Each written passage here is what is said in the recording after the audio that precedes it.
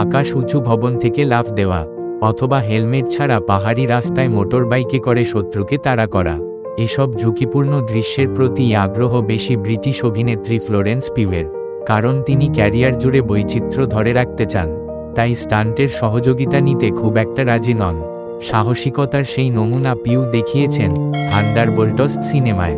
The guardian লিখেছে 29 বছর বয়সী পিউ মার্ভেলের এই সিনেমায় মালয়েশিয়ার কুয়ালালামপুরের পৃথিবীর দ্বিতীয় উঁচু ভবন মারদেকা 118 এর ছাদ থেকে নিচে লাফ দিয়েছেন, যে ভবনের উচ্চতা 2722 ফুট।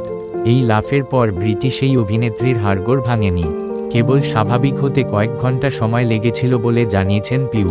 থান্ডারবোল্টস সিনেমার ট্রেইলার প্রকাশ হয়েছে, যেখানে পিউয়ের লাফ দেওয়ার দৃশ্যের ঝলকও আছে।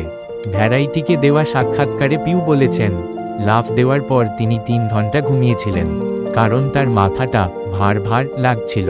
পিউ বলেছেন, প্রচণ্ড ঝুঁকির এই স্টান্টটি করার অনুমতি তিনি সহজে পাননি, কারণ সিনেমার টিম পিউয়ের এই প্রস্তাবে শুরুতে কোনোভাবেই রাজি হয়নি। পিউ বলেন, তারা চেয়েছিলেন ডাবল বডি ব্যবহার করতে। আমি স্টান্টের সাহায্য নিতে চাইনি। দৃশ্যটি নিজে করতে কেভিন ফাইগিকে, মার্ভেল প্রেসিডেন্ট, একের পর এক মেইল করেছি। আমার যুক্তি ছিল, নারীরা যদি এমন লাফ দিয়ে গিনেস বুকে নাম তুলতে পারে, তাহলে আমি কেন সিনেমায় নিজের দৃশ্যের কাজ নিজে করব না।